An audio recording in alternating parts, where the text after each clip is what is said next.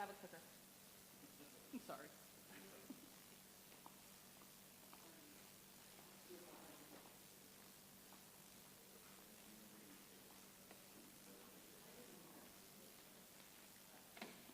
Also, regarding the Google Meet part, do you know if any of the people from the university is going to come to set it up for you guys? Figured it out somehow? I'm very sorry, I don't have any more. Yeah, me too. I was hoping that was going to be the case, yeah. I might try to locate them.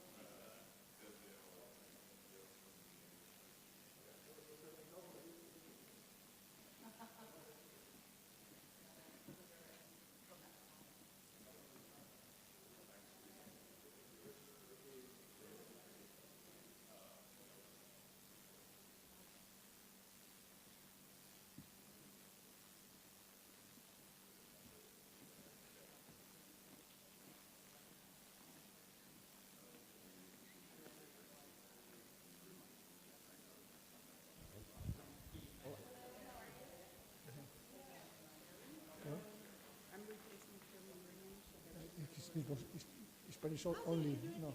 Yo hablo español. Miriam no puede venir hoy, entonces yo la voy a sustituir para simposio y ayuda para Google Meet, porque no sé cómo.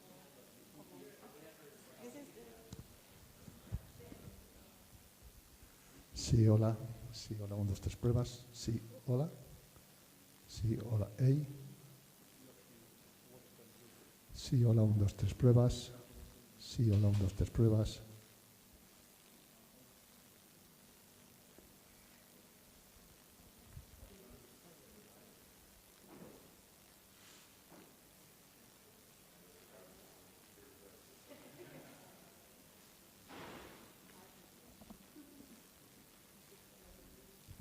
Sí, hola. Sí, hola, 1, 2, 3 pruebas. Sí, hola.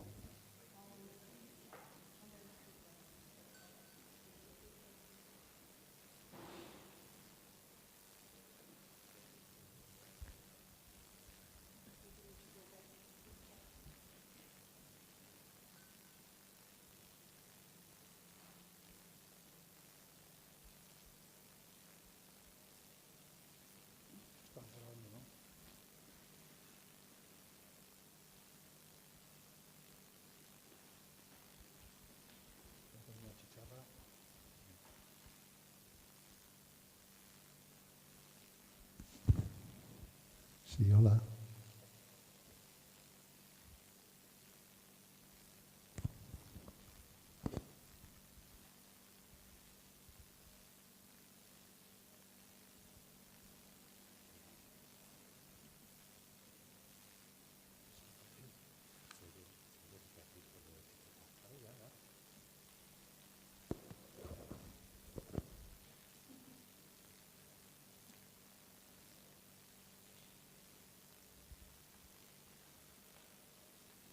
Sí, hola, 1, 2, 3 pruebas.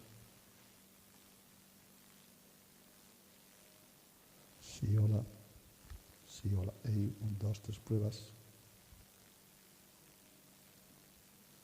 Sí, hola, hey.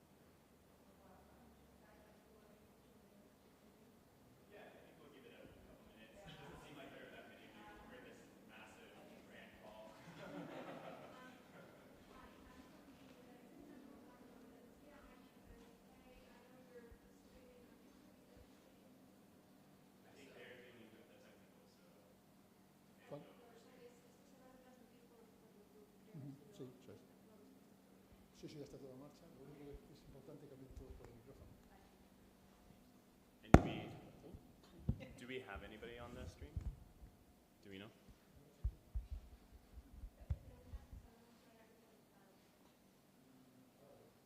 Okay, you'll look. Yeah, okay.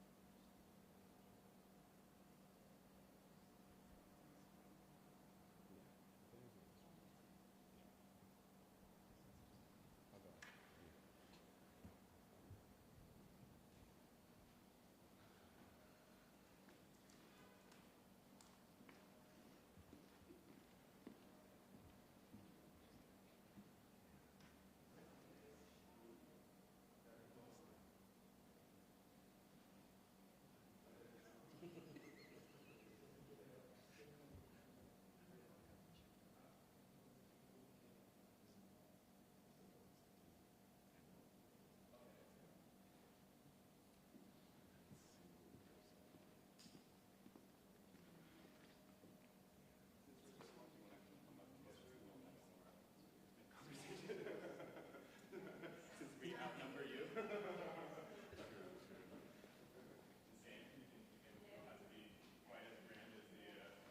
Giant building that we're in. Is anyone in the stream? He's still checking and looking. Yeah. What was your interest in our panel? Just out of curiosity. Well, for me, it's interesting. I'm from the university in Germany, and the aspect to travel, Mm-hmm. distances, and the arguments pro and against Okay. this concept. Okay. Okay. That's the point. Great. I think we will hit that actually in a number of ways. Yeah. I'm going to give it like one more minute, 11:05, and then we will start. Yeah. And you're from the university, yes? Yeah. Okay.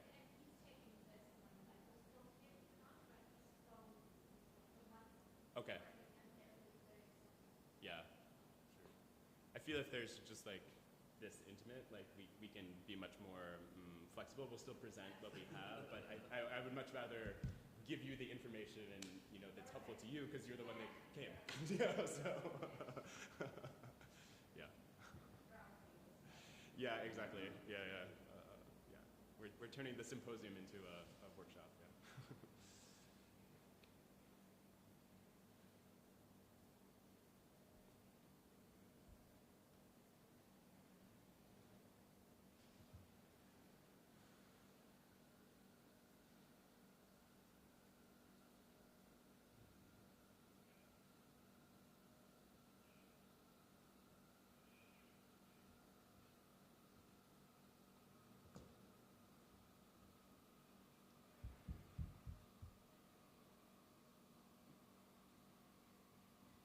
Okay, bueno, are we good?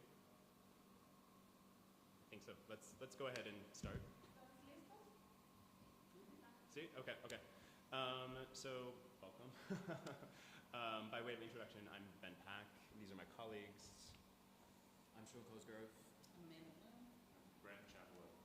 And the four of us are all professors who teach writing and critical reasoning at the University of Southern California in Los Angeles, California. We're the oldest university in the city, and we have about 30,000 students overall. It's about 15 15,000 undergraduates and 15,000 graduate students. But the 4 of us all teach in the writing program, so we teach all of the required writing courses for the entire undergraduate population. Typically, we also teach incoming PhD students who teach within our program, and our department also houses the university's writing center. So we're talking mostly about like the theme from the conference of like agency in students and empowering learners, transforming their curriculum. And so we were initially thinking very much about like how our curriculum like transforms things for students, but I think it may also be helpful to think about the agency that we have in the class and what were the systems that allowed us to like make really unique, I think, creative choices and what we were doing and how we taught. Unlike a traditional study abroad program that like sends students to like a center, you know, someplace else, we actually travel with our students. And so we actually are responsible for all aspects of the program. We create the budget, we are responsible for contracting with vendors, for actually designing the excursions that we lead, as well as travel, and then also the typical sort of classroom duties of actually teaching the class.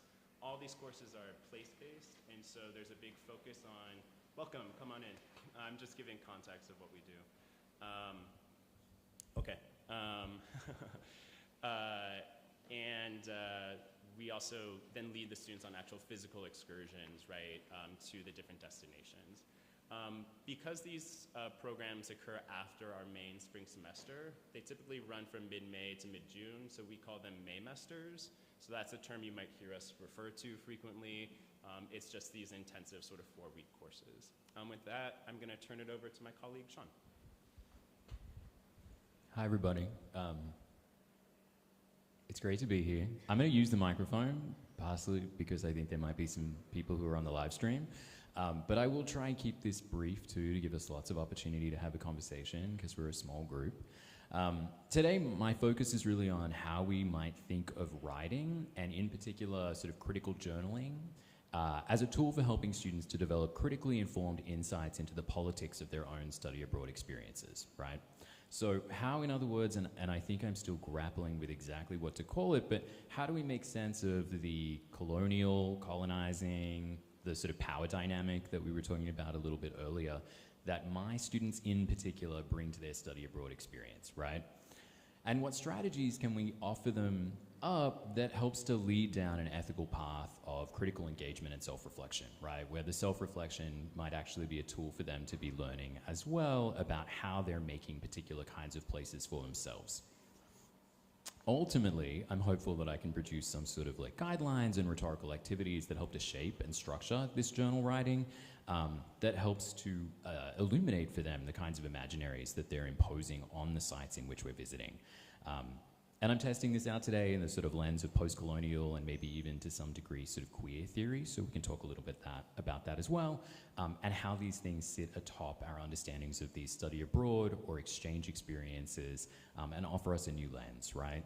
I think study abroad, exchange experiences are really what I'm going to be referring to today, but I would like to think that there's also the potential here for this to be applicable in the service learning environment as well, where students are still going into unfamiliar or less familiar environments and are still going to be figuring these things out for themselves. Much of this, sort of important point for me, unlike my colleagues here, much of this is going to be quite speculative on my behalf because my Sydney-based study abroad program actually launches next year. So I'm thinking about this in terms of how I'm going to put it together, what I think I would like for them to do, but I don't actually have the sort of concrete like journals yet of what they're looking at. So I'm interested in hearing your thoughts as well about how this is all going to be structured, right? Using this proposed Sydney-based study abroad program as the basis of the discussion, like I said, I want to talk really about how journaling tools offer us a suite of engagement materials that help students to construct an archive of place that not merely documents the processes of sort of reorientation that they're experiencing, but constructs them through the act of writing. Writing, in other words, becomes the means of recording spatial integration, but also enacting it, and hopefully offers up new configurations for thinking about possibilities for the worlds in which they're making, right? I don't want to spend too much time on it. There are, of course, rich scholarship, sort of rich bodies of scholarship on the idea of travel and tourism as being post-colonial or colonial as an enterprise. There are rich bodies on journaling and the importance of self-notating and annotating for students as well, and also really rich bodies of scholarship on the idea that exchange programs do actually have a net benefit for students and the communities of which they're a part. Today's talk is meant to not be a rejection of any of those things. It's not meant to gloss over them. So if you would like to have a conversation about those specific aspects, let's take it up later.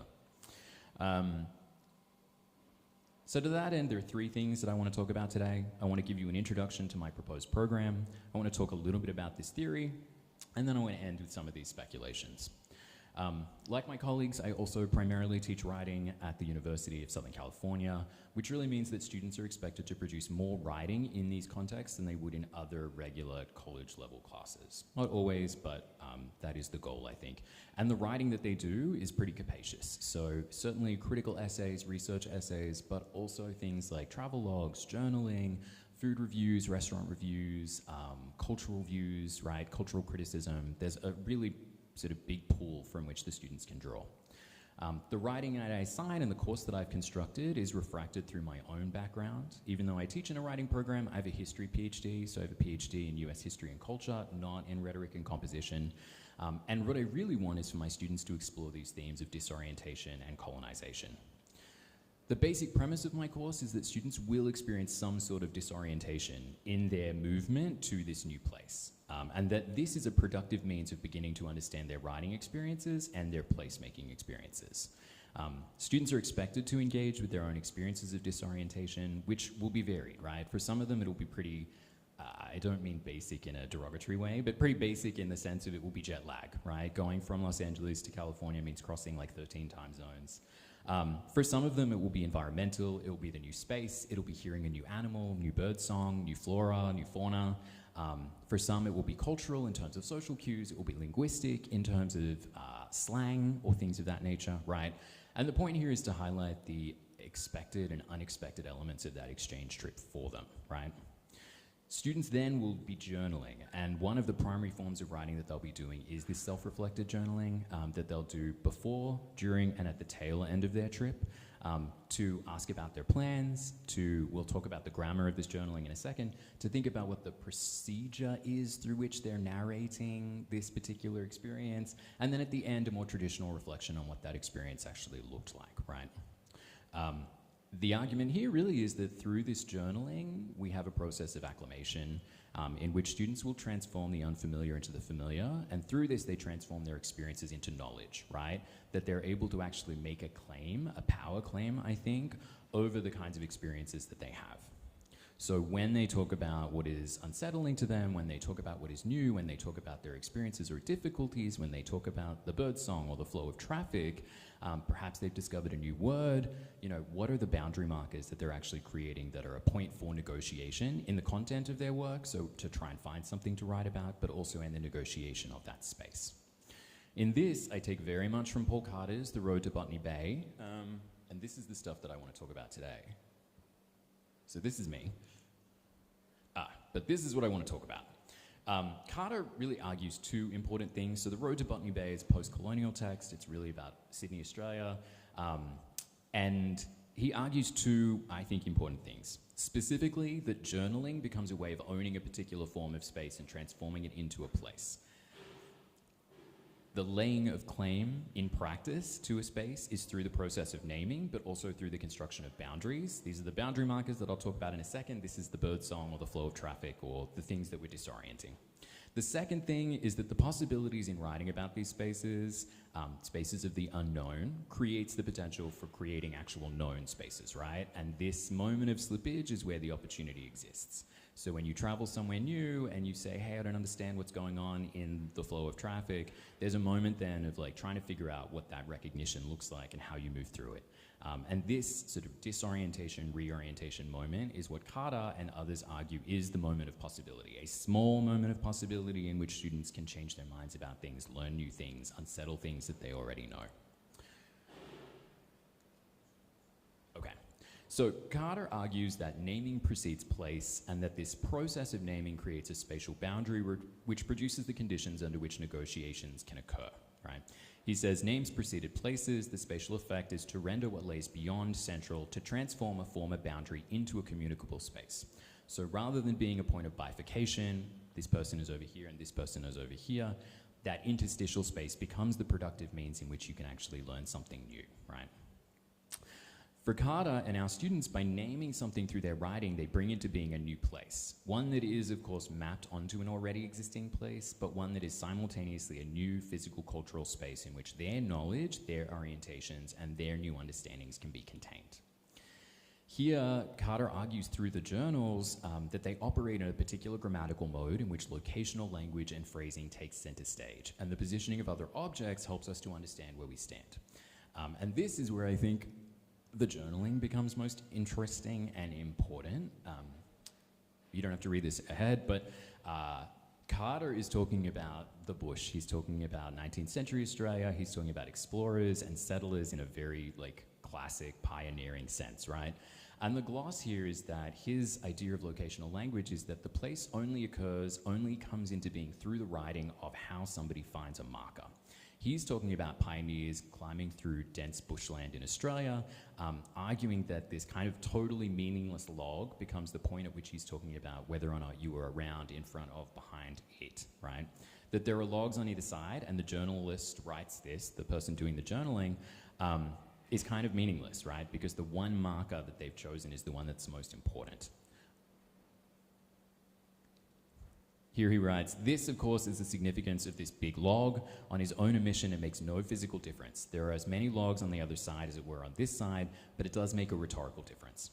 And in the context of students, this then again becomes a mode through which I think we can encourage them to, one, articulate meaning for their own journaling in terms of the content that they have to produce. What are they writing about? What is interesting to them? But two, I think it also helps them to look for boundary markers or locational markers in their own writing. What is it about their experiences that they're using as an entry point into discovering this new place that will help them to create a sense of what that place looks like and how it operates for them? Birdsong, traffic, whatever it may be, these are going to be things that are linked to their own hometowns, own home places that will help them to make sense of what is their worldview, what is important to them. And I keep talking about traffic because we live in Los Angeles, and I think traffic is absolutely something that the students will recognize and will understand, right? So it's this link to their own context that helps them to perhaps, hopefully with some guidance, unpack what it is that they're doing, and then unpack the sort of power dynamic that exists there as well. I will move through this pretty quickly, but this is just the most explicit space in which Carter argues that journaling specifically brings a living space into being and renders it habitable, a place that can be communicated and a place where communication can occur. Ultimately, I think, the place in which Carter begins is one of the 19th century. It's one of literal sort of colonization of space. Our students exist in a different world. I know that we've heard some really interesting talks, and I'm sure we're all thinking about AI. I don't really want to talk about AI because I think it undermines the whole premise of the journal if they're not doing the journaling. But I do think we live in a very different world, right? One that you've got to acknowledge there are some difficulties with how it is that we may assess what these boundary markers look like. I also think the idea of globalization is really important here too. I think students have a very different sense of the kind of community of which they belong to. And again, talking specifically for me about young American students who are English speaking, who are going places with expectations, that they belong in those spaces as well, right? So I think for me, there are actually a number of potentially quite interesting things that might manifest in these journals that are of course going to be different from what Carter sees, but helps us to understand both the new locations that they're in and the places that they came from. The last thing that I want to do, the last couple of minutes that I have, as I've said, this is a very preliminary project for me, so I'm still thinking about how it is that students are constructing the worlds that they're living in. But I think there are a couple of things that I take away from this already. Number one, that journals are really important, right? The journaling as a structure, I think this helps to cement this in the literature, that journaling is a really useful tool for us and for students. That it is fundamental as a way of thinking about engaged learning, service learning, experiential learning, and all of those situations in which students enter unfamiliar terrain. The second thing is that I think the post-colonial theory lens helps us to unpack a little bit some of the power dynamics and the relationships that exist between students by connecting it to the place that they were from and the place that they are in now. right? If we take the traffic example again, what is it that students are bringing? What kind of baggage are they bringing? Which we'll be able to see in those journals. That I haven't seen them means that I'm making up this poor traffic example, but I think it gives you a sense of what it is that they hold on to and think about as being important. The last thing is, or the second last thing, sorry, is that we can and should be more invested in the sort of place-based nature of the construction of this archive of place, of the various things that come together to help students understand where it is that they exist in their new environments, right? And naming this, however you want to name this, but bringing this into conversation turns it into an object of study and something that we can think about a little bit more, right? I think we're going to talk about grounding, right? We're going to talk about what it means to be in a particular place and how important that is. But I think it's important not just to ask what that grounding means, but how it functions in those different places, right? To be in Sydney or Salamanca or wherever else is not just to write about a place, but to recreate it through that writing for those individual students. And the goal is that you have some overlap in what those different scenarios and representations of those places look like, but that's not guaranteed. The last thing, and the most hopeful note, I think many of us talk about this. I'm not always sure that we know what it means, or at least I don't, so I feel free admitting that. But the idea that this might open up a sort of opportunity for students to create new knowledge, for them to create a better world, is kind of the goal of all of my courses. Does this work? I don't know.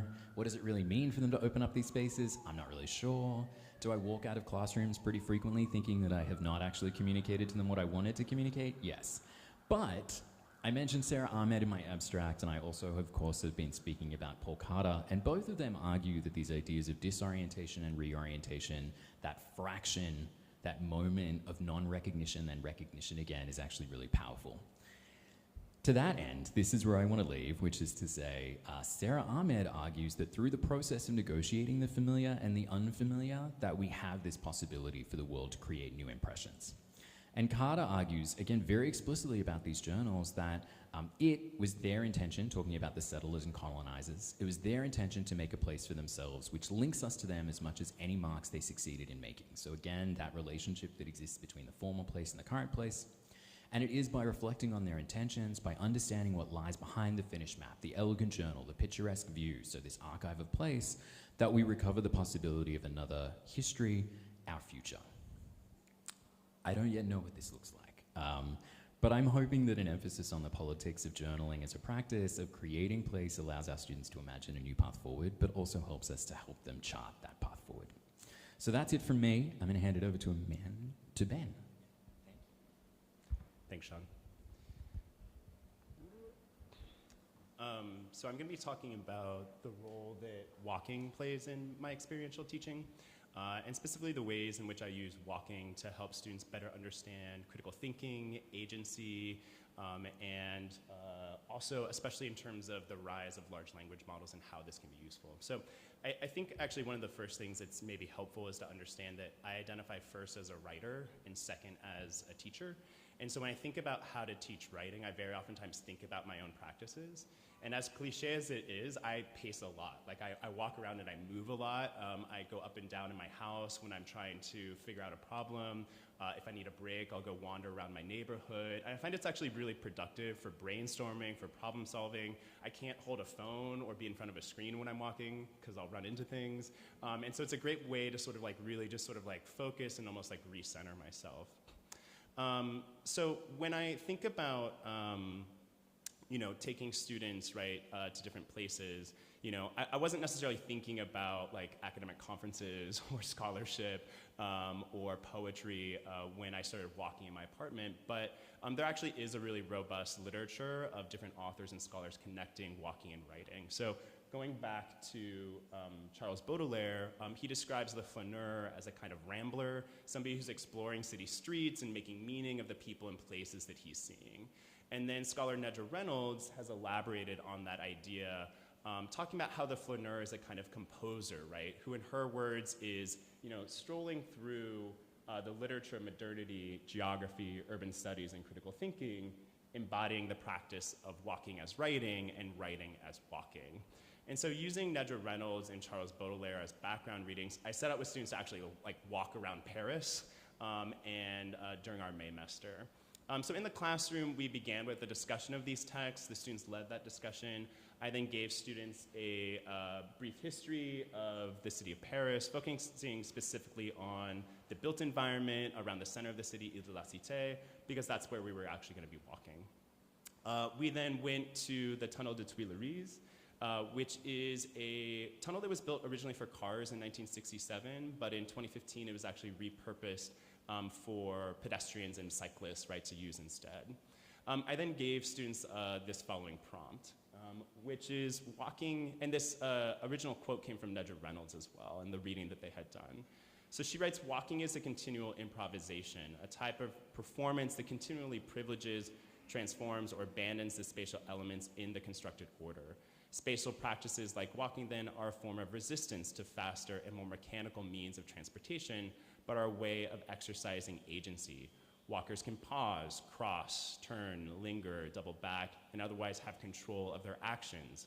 Walking is more than a cheap means of transportation. It's an art practiced with a great deal of style, in some cases, as the figure of the flaneur illustrates.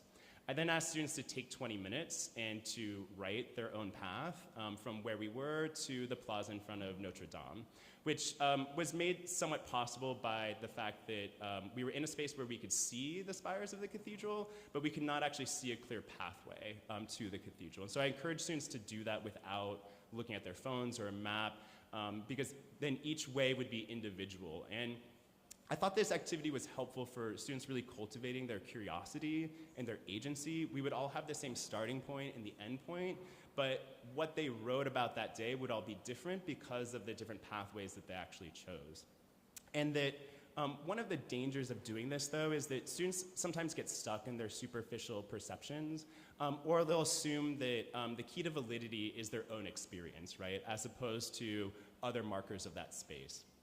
And so throughout the excursion, I tried really hard to call their attention to spaces that might challenge those initial perceptions. So at the Tunnel des Tuileries, we had the students close read the built environment and talk about, like, how do we understand this space that was once built for cars is now being for pedestrians and cyclists. In front of the cathedral, I pointed out there are these, I'll try to point them out here, these paving stones that actually show the original medieval streets of the city that were bulldozed by Haussmann in the 1860s. So even though the cathedral is over 800 years old, the plaza that everybody sits in is actually much younger than that. And so historically, residents of Paris would not have had the same view of the city that we have today. And then going behind the cathedral, and it's sort of like mobs of like tourists, there's a memorial, it's the Deportation Martyrs Memorial, which commemorates the 200,000 people deported from Vichy France to Nazi concentration camps. And students actually descend, so you can see the staircase here. They actually go down from street level and then sort of enter in this almost kind of like cave-like environment and learn about those experiences there. I think that it's important to help the students just like understand, you know, how to push beyond, you know, like those superficial observations and really finding ways in which the place can help us actually do that and conduct that. Back in LA, where I teach much more frequently, I've expanded the practices that I began here, blending actually the writing and the walking much more thoroughly together. So something that we haven't talked about is that our school is commonly referred to as a bubble, where students have kind of all of their needs met, like on campus, and they rarely leave that bubble. And I teach mostly first-year students, and so for many of the students, our excursions off campus are actually their first time, like entering the neighborhood and leaving that kind of bubble. Many people also associate the area with negative perceptions, high levels of crime, issues of safety, underinvestment, poverty, homelessness. Despite the area actually having a really rich history of like cultural and civic achievements, there are a lot of incredible artists, writers, musicians, politicians actually come out of that area. So starting with USC, this is an aerial view of our campus. I began our walk at the USC Village, which is a sort of like campus center with student housing and different services. I walked them along the northern edge of campus to a local market over here, and then back to campus. It takes about an hour and a half with like some pretty long pauses in between. Our starting point, the Village, is this kind of like red brick, neo-Gothic kind of space. But I show students historical images of the area And so this is actually the identical intersection, but 10 years prior. So this whole complex actually was rebuilt over a strip mall that had many small businesses, many stores and sort of local food court places were actually owned by people within the neighborhood, as opposed to the current village, which is much more like corporate. I also show students historical images of the area. So this here is a picture, actually, of this intersection here, where the freeway was constructed in the 1950s. That freeway construction had really dramatic impacts for the neighborhood. It reinforced segregation, disenfranchisement of the local population. It also increased air pollution for the area, and all of these are problems that we still see like very much like present in that space. And as we were walking, students wrote and journaled about their experiences over GroupMe, so they were actually sending it to each other like in real time. And they brought up many of the issues that had come up in the historical readings we had done about the space. So they noticed like how the like red brick of USC was used to kind of like literally brand the physical area and tell people sort of like where were university areas and like where were non-university areas. And they also remarked on the sort of like segregation and again like the built environment of the freeway. This is really different from when we ended up at the Mercado, which is run by a local nonprofit, and their ground floor is actually a business incubator for local people. So all of the shops and all of the restaurants in that space are owned by people that live in the neighborhood. And in contrast to the neighborhood, the area around campus, students talked about how this area was really like friendly, how it felt really welcoming, how it felt like a more representative slice of the actual city, and how they felt like they were actually part of that city as opposed to being separated from that city. I'll also point out that most students had never been to this market before, even though it was 20 minutes away, but this is also where some of the best food in the city actually is. This market actually has a Michelin-starred seafood restaurant, right? So it's like many of them are surprised to find that there actually is like that real like cultural richness and heritage of the area. So I think about these typical excursions, right? Like helping students sort of like understand, like the areas and the place that they're in, and to do like critical thinking, but also to really think about like how coming up with ideas doesn't come from like sitting at a computer and like typing, but very often from like our actual lived experiences, like the things that we actually like notice, right? And we don't need a secondary source to tell us what to think about a space. We can actually use our own primary experiences, right? And think about like where those ideas come from. And lastly, that we're writing, not just like physically writing, but we're also like writing and creating our experiences, right? And students have agency in shaping, right, how they interact like with their university and with the spaces that they're in. I didn't set out to use like large language models, but the rise of ChatGPT kind of like just like changes the way that we're fundamentally writing. And so the Paris course was in 2023, so ChatGPT had just been released. And I ran different prompts, right, like through ChatGPT. One of them was asking ChatGPT to describe going to a bakery in the Marais, and I asked it to use some humor and to kind of like use like a lighter tone. And then when it failed the first time, I was like, okay, but like actually tell me like real jokes with like a setup and punchline. Here's part of what ChatGPT wrote. It said, as I sat at the table savoring my treats and people watching, I noticed a group of elderly ladies at the next table over. They were gossiping and laughing in French, and I couldn't understand a word they were saying, but I could tell they were having a good time. Suddenly, one of the ladies stood up and began to dance, twirling around the table and singing at the top of her lungs. I didn't know we were going to a nightclub, I joked to the woman at the counter as she rang up another customer. She smiled and replied, oh, you never know what will happen in Paris. But I'm here to tell you, like, this would never happen in Paris, and it's absurd. And the students agreed, right? And earlier in the chat, the narrator had actually described, right, like the great difficulty in communicating with the woman behind the counter because she had a thick accent, but here they communicate kind of effortlessly, right? So we all agreed, right, that this was not like an authentic representation of sort of what the students were experiencing. And I would argue, even if it was a really good representation, I don't know that we really care that ChatGPT eats croissants, right? Because like, we're the ones that want to eat croissants, right? Like it matters to us as like people that have bodies. Perhaps though I'm being unfair to the chatbot, right? Like maybe I just like have never been in the right bakery in the right neighborhood of Paris, right, to experience such exuberance. But back at USC, I asked it to describe the excursion that we went on, and ChatGPT described it as going past a mix of student apartments, small businesses, and occasional street vendors selling tacos or fruit.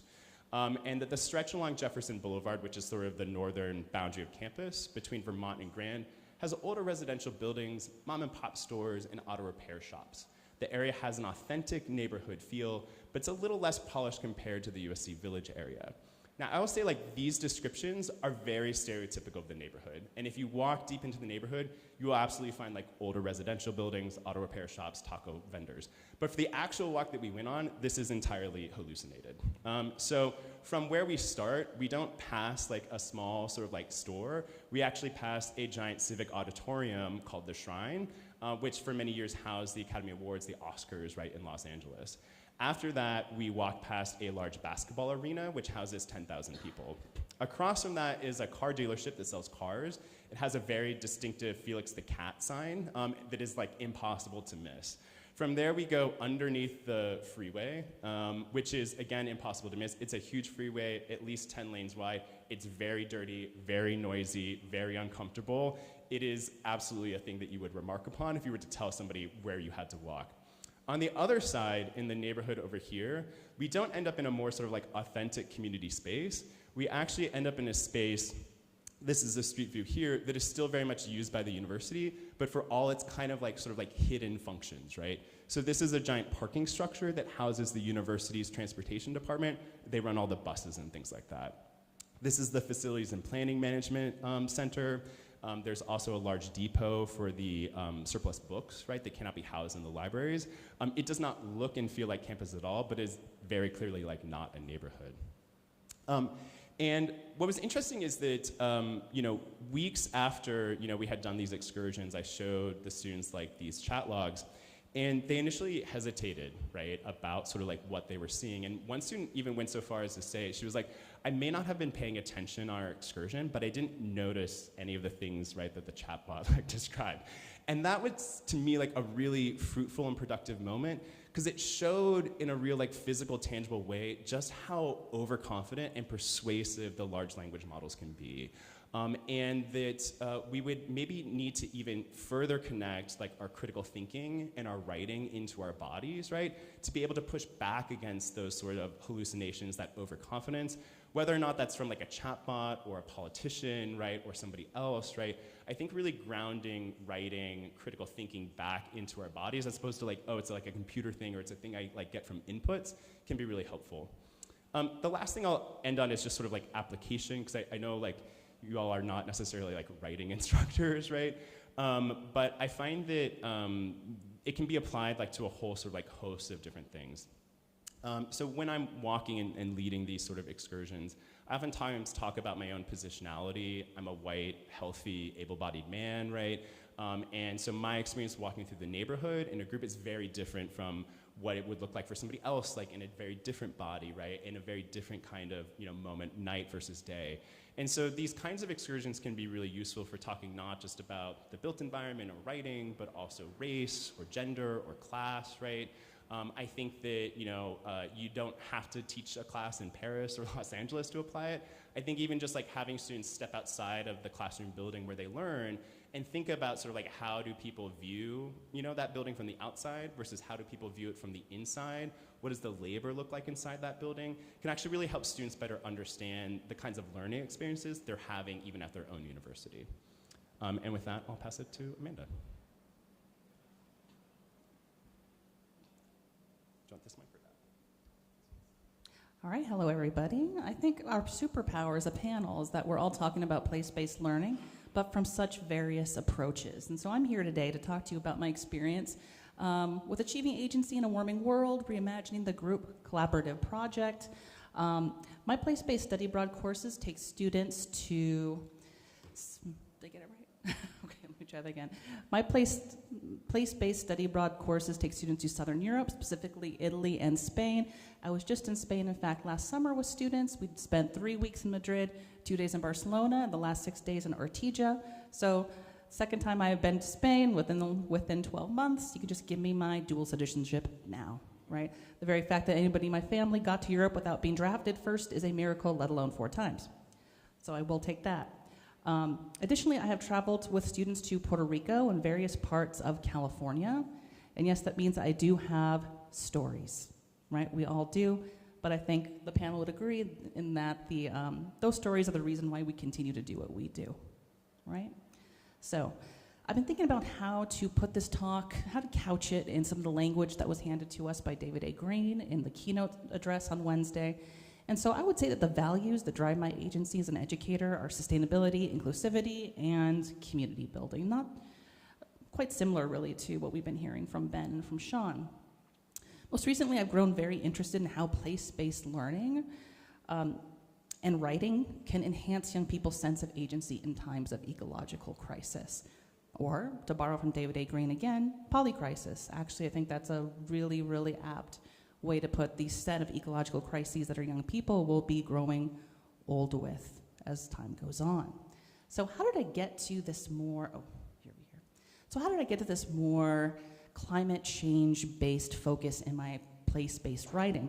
It really starts with my first sustainability-themed study abroad course that was titled Investigating Barcelona's Social Movements. This was 4 years ago, 2022. We were just emerging from COVID. We were still masking indoors.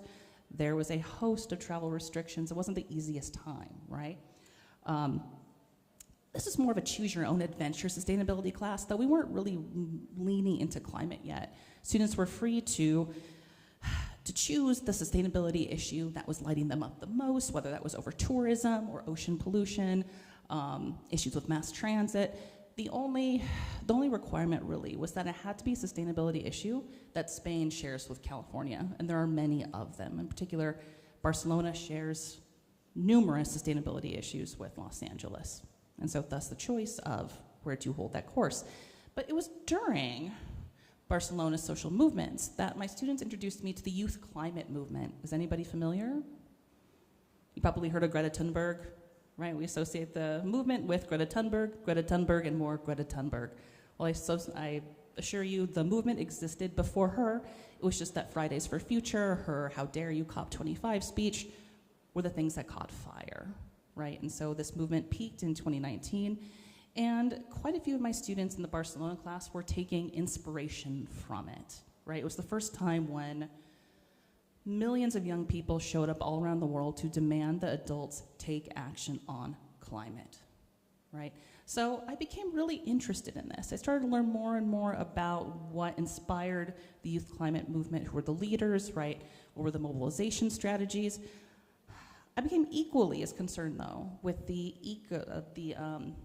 eco-anxiety that was underpinning the movement, right? Eco-anxiety has emerged as a recognized public health threat. It involves, well, it means being so concerned with climate change that young people are having trouble making connections, sleeping, performing in school, and a host of additional negative behaviors, right?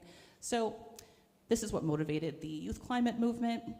Unfortunately, the movement, like so many, was not able to sustain its momentum, right? So 7 years later, I was interested in learning what happened, right?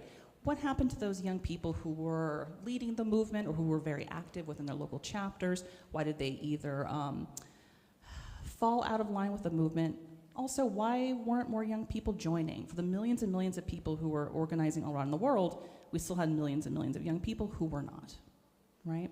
So I started looking into the facts, and what I learned were a couple of concerning things. This is going to get around to thinking, critical reasoning, and so forth. But the first thing I noticed was that 12% of participants in the youth climate movement reported physical bullying, 15% of participants reported cyber harassment, and distressingly, 68% reported lack of long-term support from teachers and other mentors. Even the people who encouraged them to jump on board with the YCM, but lack the resources or the stamina to get them, to remain. So what I learned is that the youth climate movement has persisted. It hasn't gone anywhere, right? It hasn't entered a period of latency, which is a social movement term that we often use, but it has suffered from burnout, backlash. Another thing is this. It has everything to do with young people's thinking, and this is where critical reasoning, this is where the writing classroom will eventually come in. Okay, so as I was researching into how various modes of thinking either spur climate action or keep students inactive, I came across a social movement scholar named Benjamin Bowman. Benjamin Bowman was actually really helpful in giving me a set of words, of some vocabulary to describe what I was already seeing emerge from my courses, right, in terms of students engaging more climate action, coming out of my courses feeling more galvanized to jump into movements like YCM. And the first term, right, was this high ductile, high elastic reasoning. So the way Benjamin Bowman puts it, the reason why so many young people find themselves inactive is that they have risk awareness, that's high ductile, right? But they're also high in elastic reasoning. So in critical reasoning, it would seem like elastic thinking would be a good thing, right? Because you want to change your mind and be open to new perspectives as you research into a topic and as you learn what other people before you have uncovered about it. But in terms of climate reasoning, climate communication, elastic thinking is not good. Okay, has anyone heard of the term zombie arguments? No, but we've heard of zombies. Okay, the idea here, and this has been imparted by Benjamin Bowman, but also by other social movement, climate change communicators. The attitude is that there are a certain set of attitudes and arguments about climate change that you just can't kill, right? There's no double tap for them. And so some of these zombie arguments include, but are not limited to, well, the problem is too big to solve now. Global temperatures will keep rising even if we take action. You probably heard this around the Thanksgiving table. Technologies will help with offsetting carbon emissions. Let's just leave it up to big tech. See? People are too selfish to live sustainably, so why even try? Arguments like these function as intellectual escape hatches that lead to inaction and that are getting our young people down and dampening climate action itself, right? Oh, fun fact, the new most avoided topic of conversation at Thanksgiving dinner tables is climate change, even more so now than gay marriage and abortion. This is how much people do not want to talk about it, and our young people are noticing. The very young people who will be living the longest with the ecological disasters we are creating now. So, speaking of young people, we talk about obstructions to discourse, right, and how young people are thinking about climate and how that's discouraging action. The term discourses of delay is usually used, right? Belief in false statements. And, well, young people are guilty of certain zombie arguments, perhaps they inherited from their communities, from their families. The two lines of reasoning go like this. First, as a young person, I can't make a difference. Nobody's going to take me seriously. The next one is, addressing climate isn't possible if adults don't care. What can we do? So again, this is the very picture of that high ductile, high elastic reasoning. And so we can always think of it like this. It's like rubber band thinking. Like if I take this hair tie, I wasn't expecting to be holding this, right? So it's a little awkward now. But if I do this, it's like the thinking just keeps snapping back into place, right? No matter how much we present those people making those arguments with evidence to the contrary, that we can, in fact, draw down climate emissions. We can, in fact, scaffold governments. We can scaffold systems. We can achieve more sustainable futures. Okay? But we just have this to fight against, but we can fight against it. So Bowman would continue with the argument that, hey, instead of this high ductile, high elastic reasoning, what we need to do as educators is that we need to model, stay with me, high ductile, that's risk awareness, low elastic. So we need to do what we can to put students into a more action-oriented mode of reasoning. We need to show them that something can be done. Things are already being done, in fact, right? And that's where place-based learning is going to come in. So Bowman's mantra is this, and he wants your students to tape this up on their walls, behind their workspaces, make it the background on their computer, make it the background on their phone, right? Tattoo it in the back of their hand, whatever they need to do to absorb it into the marrow of their bones and get it into their brains. So the mantra is this. Yes, sustainability challenges are real. Climate change is real, but we can use all the tools in our toolbox to drastically draw down carbon emissions, whatever else we need to do, to turn this thing around. We won't reverse rising temperatures entirely, but we can achieve a more sustainable future than if we did absolutely nothing. Okay? What else do we need, though? So another piece of Benjamin Bowman's argument is that young people require one additional thing, right, to nudge them fully into this high ductile, low elastic way of thinking, this action-oriented way of thinking. His attitude is that young people want ample opportunity to express joy and experience self-expression as they pursue climate action together, right? He calls the different phases of climate action lower P politics and then upper P uppercase politics. Lower P politics would be precisely this, right? Expressing joy, expressing like community building, right? All the things that these kids in the photo there, it's perfect, right? Were doing that made the youth climate movement so effective when it was at its peak, okay? Upper P politics would be registering voters, going to vote, writing your congressperson. These things are looking less and less effective to young people as time goes on, okay? Understandably as much. So where does place-based learning come into this? We're finally there, right? So it's no secret that students often experience, or they self-report feelings of joy and togetherness, of community building, right? Who in this room has studied abroad, or had maybe your son or daughter study abroad? Okay, so maybe you relate to some of this, right? Young people, when they go out with classmates, they go out into the world, they bond over all kinds of things. Perhaps they've never traveled before, right? They're seeing new things, they're seeing new ways of being, of living.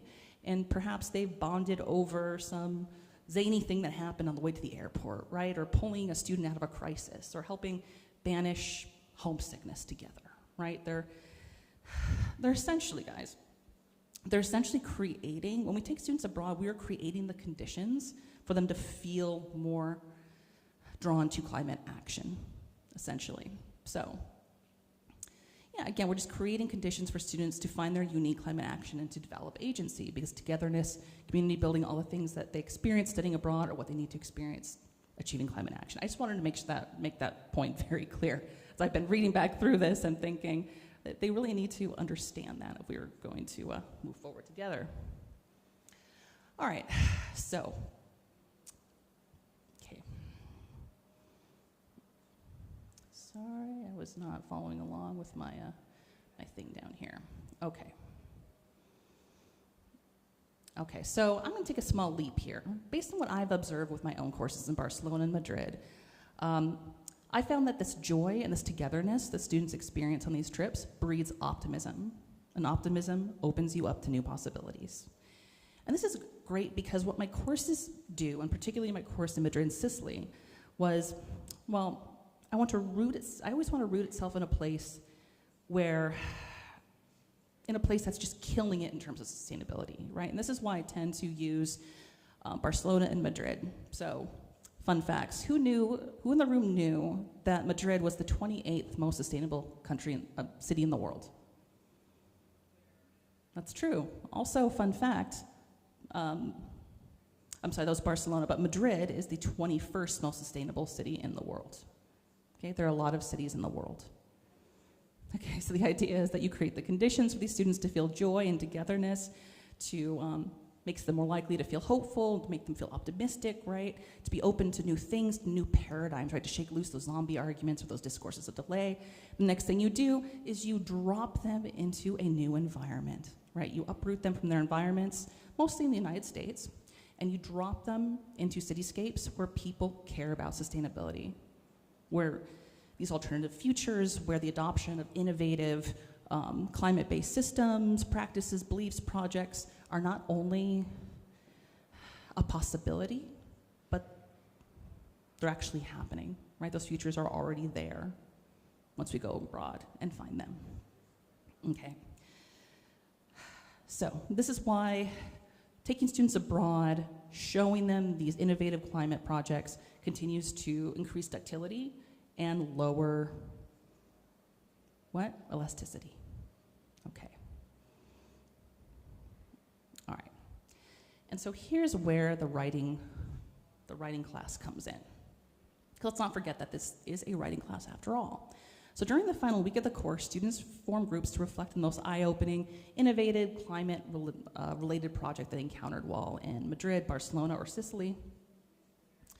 And they make a pitch for how to adapt it for life back in LA. Essentially, whether that's the Madrid-Rio project or the underground cooling tunnels in Sevilla or Barcelona's cube-style housing complex, rooftop gardens, and so forth. Okay. And they're doing a lot of things there to leverage their critical thinking, right? They're examining the limits of previous attempts to implement similar projects.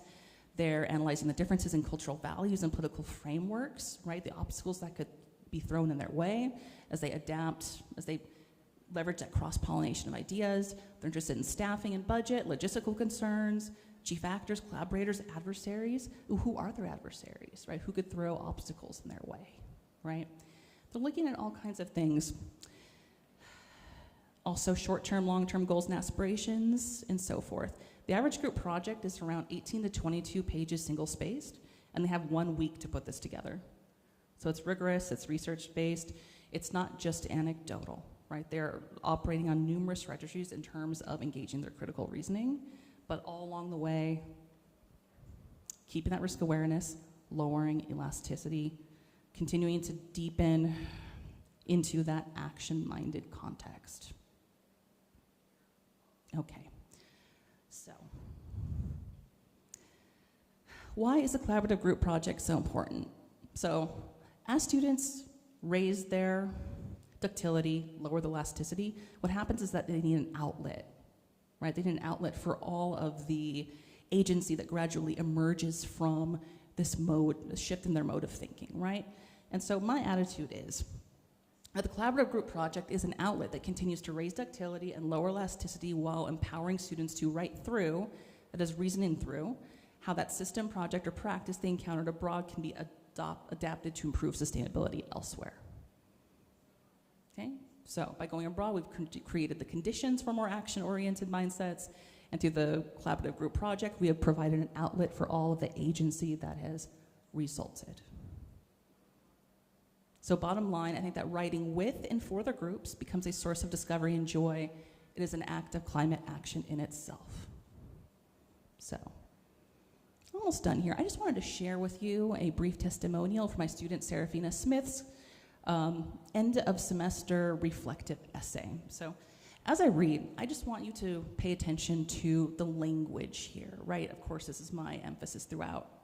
She writes, each of us brought different strengths to the table, an environmental studies major who contributed an in-depth understanding of sustainability, an occupational therapy major who centered human well-being and accessibility, and myself, a communication major focused on crafting a clear and compelling narrative. We had to make space for each other, for each of our perspectives, while staying grounded in a shared vision. This project taught me that systemic change starts with how we collaborate, inclusively, intentionally, and with mutual respect. Our team dynamic taught me that climate work, rather than beginning on the policy level, often starts in the way we listen, compromise, and create together. I learned that sustainability narratives are most powerful when they're intimate and communal, not just grand or data-driven. I now carry with me a clearer sense of what kind of climate communicator I want to be. I want to be one who bridges systems and individual stories, one who listens, one who leads with belonging, and I return to LA with deeper conviction that the future must be shared to be sustainable. Okay. So what are we hearing from Serafina? We're hearing high ductile, low elastic. We're hearing hope. We're hearing conviviality. We're hearing community. We're hearing all those good things that turn young people into climate actors, even those who didn't come into the course considering themselves to be as such. So with these presentations, I always like to hand the audience members something to work with as they walk out the room. This is Elizabeth Ayana Johnson's Climate Action Venn diagram. I hand this to my students week 1. We sit down, actually day 1, we work through it together.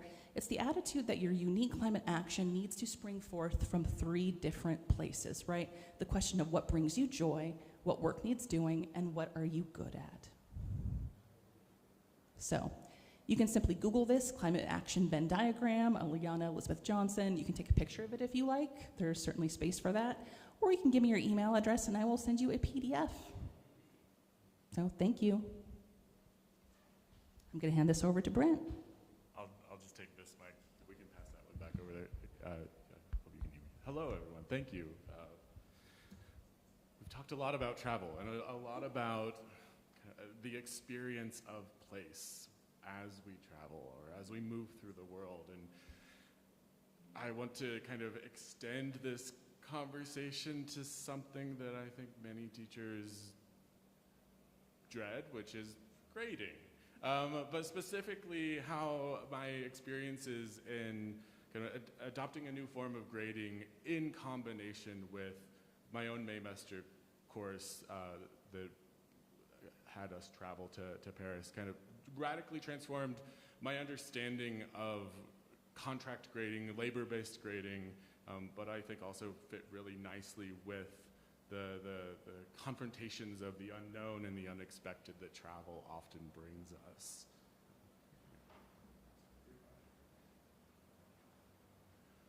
So in my presentation, I really want to try and touch on three things.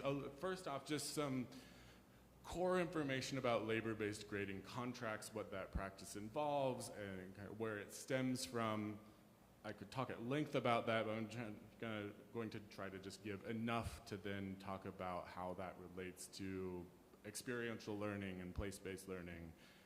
And then talk a little bit about my own Maymester course and the ways that it was an unexpected source of kind of transformation and agency within that class through this system of labor-based grading.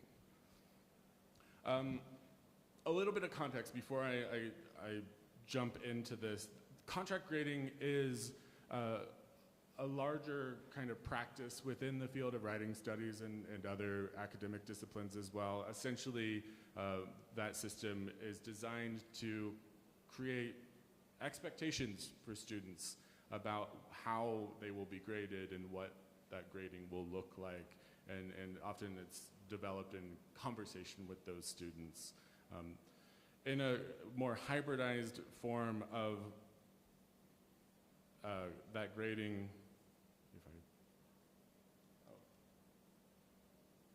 there we go, sorry. I'm clicking and not looking. In a more hybridized form of a contract grading approach, you may provide some aspects of a course that are given just labor that you expect students to conduct, and don't kind of treat it as a high stakes facet of the course in terms of assessment, but more just along the lines of completion. And in many contract grading kind of approaches, there still remains an aspect of assessment that is focused on the product of that course, right? In a writing class, that would be grading whatever writing project they're doing based on a set of standards. You know, what is A-level writing, what is F-level writing, and wherever you are on that scale. And so it's a combination of easing the stakes to encourage risk-taking, invention of new ideas that students might not be sure could be a good thing from the start, right? But still have this sense of kind of holding to an expectation of assumed standards of practice. In labor-based grading, essentially what we do is we take that evaluative piece that is based on kind of the product or the performance out, and instead really just centralize what work the students are doing as the core kind of assessment of the class. And so I, in a labor-based grading course, don't assign a letter grade on an essay. I instead give credit for the completion of that work based on our shared expectations of what that course is. And the reason that I kind of found myself in close alignment with this model of labor-based grading is in the work of Sala, who is one of the kind of prominent scholars in writing studies talking about labor-based grading. And it's this idea of like students, because of this is a conversation with me as an instructor about the expectations of grading, have a clearer sense of confidence in knowing about what they need to do in order to get the grade that they desire. Of course, grade anxiety is something that students at USC especially struggle with, but we know that it is an issue at many universities, many schools.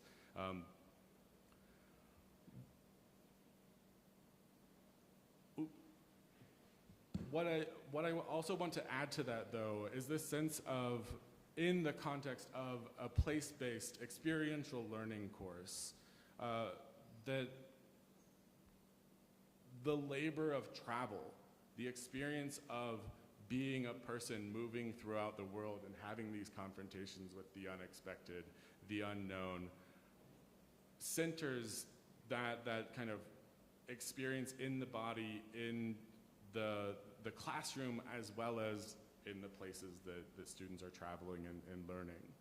And so in adopting this labor-based grading approach for my Maymester course, which was a travel writing course that I had inherited from Ben in 2022 when, due to scheduling conflicts, he could not teach it. And so kind of last minute, I was asked to take over after my own Maymester course in 2020 was canceled because of COVID-19. So I was grateful for the opportunity, but also very intimidated and very anxious about taking on someone else's course and development of materials and trying to figure out, you know, I'm not a travel writer. I don't have extensive reading background in this. It's something I know about, but I've never taught before. And I was looking at this class just incredibly nervous about, how do I do this? How do I do this well? And I had a moment where I realized, oh, this is how I felt as a student going into a new class. A new professor, new expectations for that course. Oh, I don't know what I need to do in order to do it well, right? And that process of discovery and anxiety, I think, is something that I really aligned with my students in that moment. And I had been using that more hybrid form of a grading contract that brought things back to evaluation of, you know, what is good writing. And I had a moment where I thought to myself, I don't know if I can confidently say this is good travel writing, because I'm not as familiar with it as I might want to be.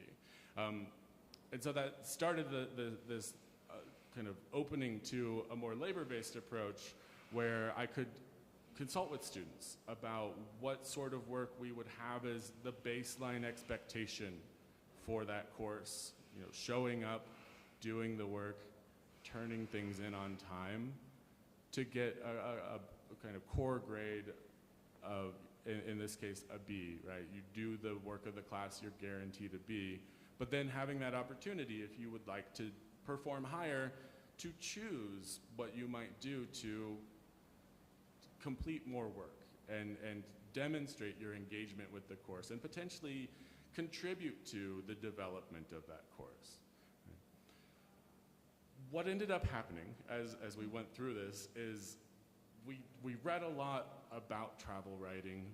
We walked the city, as Ben talked briefly, took different paths, right? Very much my interpretation of that class and the changes I made was a different path than Ben's curriculum. But at the end of the day, we really had a community of learners, myself included, that we were thinking critically about travel and travel writing, but it was also a very physical experience of traveling and moving through the city, and an emotional experience as well, and processing that sense of self and connection or conflict with the people that we were around, the environments we found ourselves in, the physical health of ourselves and of others, because as mentioned, it was 2022, COVID was still a force to be reckoned with, and I had students that contracted COVID during the course and responding to that in a different place with different expectations, right? It was very much a process of discovery for all of us. In that discovery, though, I found a real sense of agency. And I think my students found that same sense of agency in their experience as well. And part of that was because they had the opportunity to share with me in curriculum development. I had my readings selected. I had my plans for themes for discussions, excursions that we might take, etc. But I did not have everything locked down. Very much a lot of this course was emerging as it was being delivered. Week to week, I was kind of working ahead, making sure that I had everything figured out, but also I gave students the opportunity to take ownership of the course. One of the kind of common forms of labor that people discuss as a way to allow students to kind of demonstrate greater engagement with the course and reward their their performance, their grade in the course accordingly, is to like lead a discussion. And obviously that was something that I wanted to offer my students. And what I found interesting in that was because we're also in this different environment, we've traveled, the students were bringing their experience, their individual experiences as travelers into how they talked about these pieces of travel writing that, you know, by letting them volunteer to take over that conversation, that discussion, to take the charge, framed those works very differently than what I had intended or what I had anticipated those conversations would be. And alongside those discussions, students were asked to create writing exercises or other activities that we could do in place of what I had planned. And I found that that really shifted the course in meaningful ways where students expressed that they felt like they were forging their own path, right? And they were able to achieve what they were interested in achieving, and to hear more from their peers about what those experiences were. Another form of labor that was taken advantage of many times in terms of adding to the course experience was students were encouraged to create their own excursions, to propose programming or outings that they could invite their classmates, their peers to engage with the community at large, and in some way integrate writing into that in some form, be it a reflective journaling exercise or a review, whatever that the idea of the student was in proposing that excursion, and then to invite their peers. And so there was the incentive of take the reins of planning and executing and reflecting upon an activity, which is pretty cool teacher work that, like, I think helps me better understand what I'm teaching all the time, helped those students better understand, but also encouragement and incentivizing to participate in those excursions with their peers. And what ended up happening was things that I did not know were happening in the city became the content of the course. Right? And not all the students went to every excursion. Some were very kind of a handful of students traveling together. Others were more broadly attended, but things like a spoken word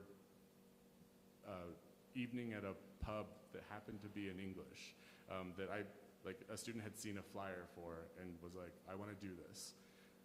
She said it was the best night of her time in Paris because of that experience, and I wouldn't have known it. Other things that didn't go well, right? Students had proposed an outing to a lesbian bar that was going to have a tarot reading night, and when they got there, there were no lesbians. There were just a group of men that seemed very put off by a bunch of American students coming in. And the reflection, that activity ended up being, how did we respond to this? How did we, in the moment of travel when things don't go according to plan, pivot and still make something, create something of value or create some meaning from that experience? And so reflections from that were a bit of the discussion of disappointment that comes when your travel plans don't go according to that plan, but also how you then seek out new opportunities that you might not have anticipated needing to have as a result of that. And so really what I found so powerful in this approach is that essay about going to that spoken word event at the pub, or the tarot reading, or touring jazz clubs. I would not maybe have anticipated that opportunity for students, but also the writing wasn't always the greatest, but the lessons that they were taking from those experiences, I think, were an opportunity for them to really internalize what we've been talking about and reading about in the course in ways that students felt comfortable kind of taking that risk, not just doing the safe thing of, oh, if I form a workshop with my peers and do an extra round of review with each other, I can get a grade bump. They were more open to adventure. And so I think that's something that, in the context of travel especially, was a real benefit to the grading contract model in that students took greater ownership, but I think in the opposite direction, they were willing to take that risk because the centering of their work was on the work itself rather than being able to create something entirely polished. I could talk at length about the experience teaching that travel writing class, about labor-based grading. I'm going to cut myself short in the interest of time. But what I want to really kind of leave you with is the idea, of course, travel writing is not simply about the destination, but also the people who are doing the traveling, the people to whom we are traveling, right? And education similarly is not just about the subject matter of what it is we teach, but it's also about the people who are doing the teaching and doing the learning and perhaps even the sharing in that. And by centering the labor of the class, both my own and my students, as the kind of incentive to do the work, rather than kind of achieving some level of performance of that work, really centered ourselves and our experiences as humans in the world, exploring new areas, exploring new opportunities, etc. And so while grades were an aspect of the course, we didn't fully escape in pursuit of that exploration and that discovery of new knowledge. It was a system that gave us a lot more room to reflect upon and kind of pursue what was really interesting to us about the places where we were and the work that we were trying to do. I'll leave you with that. Thank you. Yeah, thanks, so Brent. much. We have time for questions or discussion about the things we talked about, the things we didn't talk about, how this might be relevant to those of you that are here. I know there are people online possibly also watching. I'm not sure how we can view your questions, but if we can, that we would happily entertain that. But yeah, is there anything that you guys want to know or ask us about?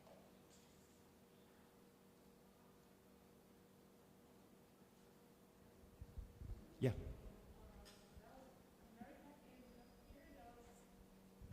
Very exciting presentation. I work a lot with writing development, but I'm from the field of feedback and assessment. So my questions is about assessment. So have you noticed any change in students' performance and motivation when you change the grading process? Because what we find in research is when you don't give a grade on a rubric reference grade, motivation and performance drops, because they don't engage in as many revisions and planning, because they're okay with a C is a pass, an A is a pass. Sure. So have you noticed any change? Yeah, that's a good question. I think several of us also, maybe not the full labor-based approach, but the kind of grading contract that's hybridized has been a feature in our writing program more broadly, not universally adopted. But I do think in terms of entirely labor-based, sometimes there are dips in motivation or in the kind of product of that writing.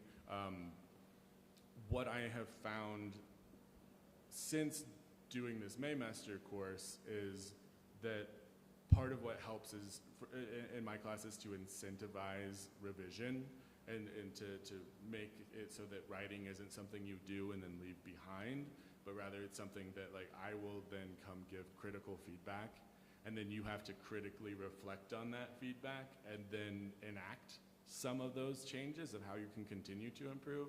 So it does shift the labor in different ways, because more of my response in my assessment is based on what you need to keep doing rather than how well you've done, which I enjoy, right? I think that's something that I, as a writer, really value.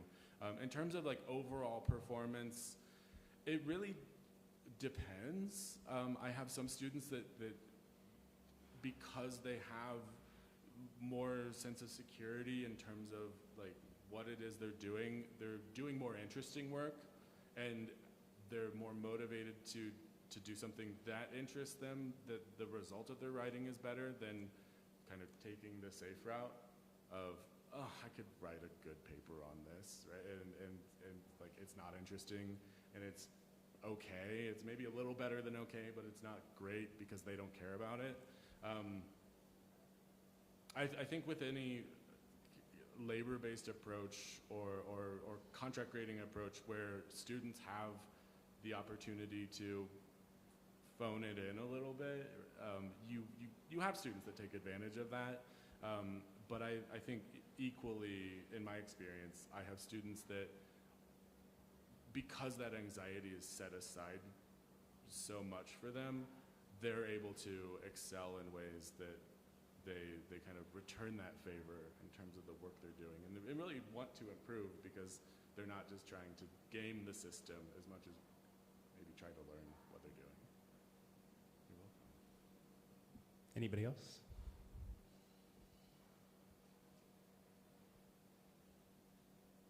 Cool. We'll hang around.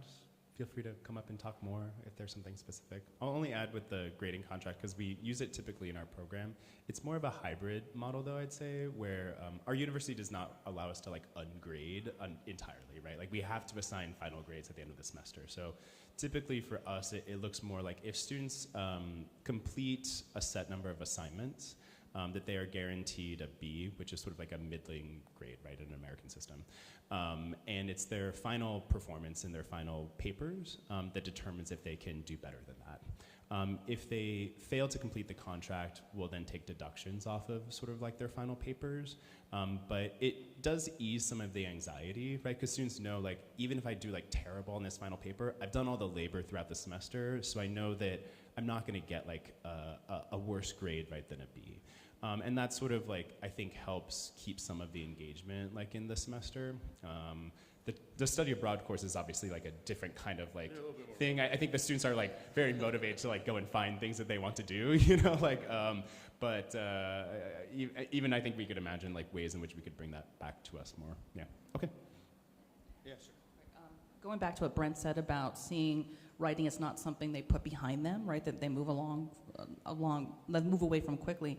I find it helps when they see, I put in language of the product that you produce for me can have life outside of class, right? When they start thinking of that assignment as something, not just as you said, they leave behind or it's just another hoop to jump through, I find that helps with motivation. So from day one, I say, look, the papers that you write for me, think of them as future writing samples for jobs internships, or think of them as submissions to USC's undergraduate writers conference, right?